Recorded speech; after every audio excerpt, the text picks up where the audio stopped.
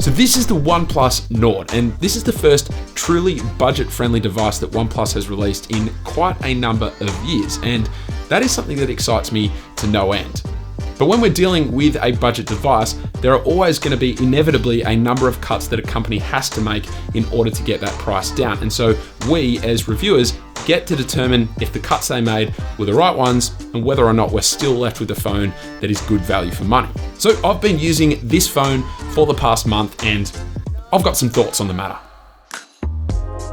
We'll start with what's great about this device, where it feels like you get the most value. And for me, I think the best part about this phone is the display.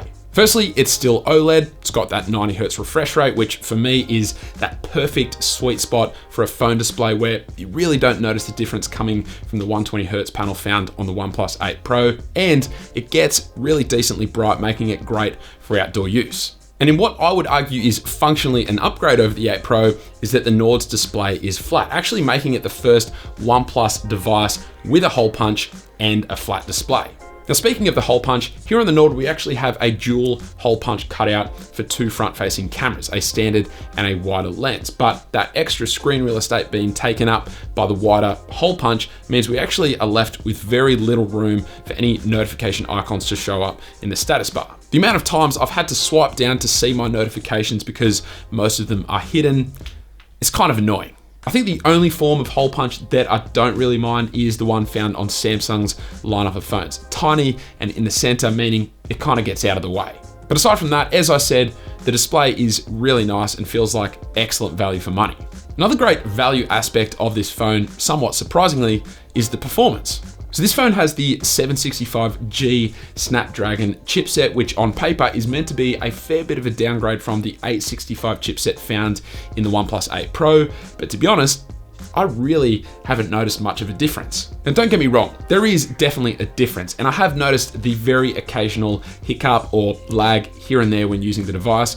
And something else to keep in mind is that I'm not a gamer. I'm sure that for gaming, there would be a much larger discrepancy between the two chipsets, but I think there's a lot of value in this 765G chipset, and most people will find that this phone is well and truly up to the task of tackling pretty much every average use case scenario that they can throw at it. As well as that, the battery life on this phone is excellent. The 4115 mAh cell in combination with the efficient chipset and the slightly less power draining display means that I'm able to get a comfortable 5.5 hours of screen on time every single day, which is fantastic. Big fan of the battery life on this phone. Obviously, there's no wireless charging here, which I do miss, but it's not a deal breaker. So we've got the display, the performance, and the battery life. And these three aspects really are incredible on this phone and make it feel like a much more premium device. Design-wise is probably where the phone starts to take a small hit in comparison to its more premium flagship brothers. Now, I do want to emphasize the word small there because it is still a pretty well-built phone. But it's things like the plastic rails on the side or even the glossy glass back, which might sound good on paper, but when you compare it to the incredibly premium feel of those frosted glass backs found on phones like the OnePlus 8 Pro or the Galaxy Note 20 Ultra or even the Pixel 4, this phone definitely doesn't feel as nice in the hand. It's funny, in the middle of using and testing the OnePlus Nord, I actually switched over to using the Galaxy Note 20 Ultra for a little while so that I could review that. And that phone is pretty much the exact opposite of the OnePlus Nord. But using that phone with its beautiful frosted glass back panel and outrageously premium build quality, and I know it's way more expensive than the Nord, but you do definitely feel the cuts that OnePlus have made with the Nord in regards to build quality. Now, on top of that, the haptic motor has also been downgraded compared to its more premium flagship brothers, which is definitely a bit of a shame. And I will say, even though it's great that we still have the alert slider on the side, it definitely doesn't feel as solid as the ones found on the Pro OnePlus devices, and it'll often switch on its own as I slide it in and out of my pocket. Small nitpick there, but still something I picked up on. Along with that, no dual speaker system here on the Nord, just your plain old bottom firing single speaker, which is definitely a step down from its more premium counterparts. Software is still the same old Oxygen OS that we know and love, and I've even been using the stock OnePlus launcher, which is pretty rare for me. And if you want to see how I've set it up, then I'll leave a link to my recent What's on my phone video up in the cards and down in the description below. Keep in mind that the upcoming Android 11 update is looking to give Oxygen OS a wildly different look, something more akin to the One UI skin found on Samsung devices. So if you really enjoy the current form of Oxygen OS with its blend of stock but extra customization flexibility, then enjoy it while it lasts, because it looks set to change pretty soon.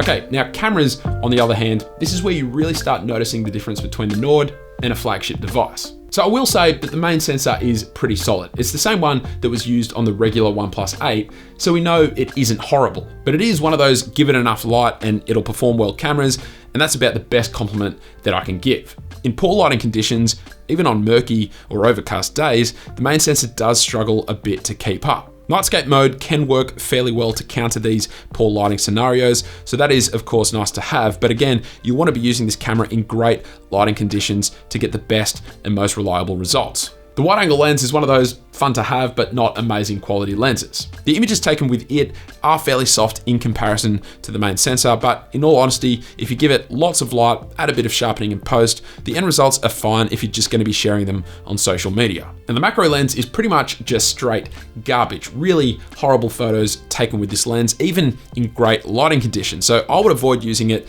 at all costs. And that depth sensor, who knows if it's really doing anything at all. These two lenses are just there purely as a marketing move, not for any real practical gain. As I mentioned earlier, we do have dual front-facing cameras on the front, one being a slightly wider field of view. And this reminds me of the Pixel 3 XL days. I really enjoy having a wider angle lens on the front of the phone. I think it's a seriously underrated feature. The quality of the selfie images are pretty decent as well, nothing amazing though, but in terms of video quality, to be honest, I've been pretty satisfied with the videos captured on this phone in good lighting conditions. Now, as I said, if you give it lots of light, then I found the videos are kind of on par with the videos taken on my Pixel 4 XL. Now, this might say more about the Pixel than it does about the Nord, but with that said, there is actually a funny little quirk when it comes to capturing videos on the Nord. So using the front-facing camera on the OnePlus Nord, how weird is this? We get the option to record at 4K 60 using the front-facing camera, which is a nice option to have. But when you switch back to the rear cameras for video, it caps out at 4K 30.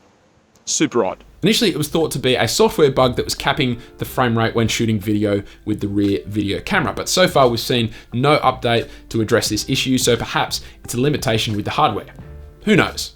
But that's pretty much it. That is the OnePlus Nord. An excellent phone with an incredible display, really solid battery life and performance, and an okay camera. Now, if your number one priority on a smartphone is the camera and you want reliably high quality images every time you snap a photo, then this ain't the phone for you. And you should probably look at getting something like the Pixel 4a instead.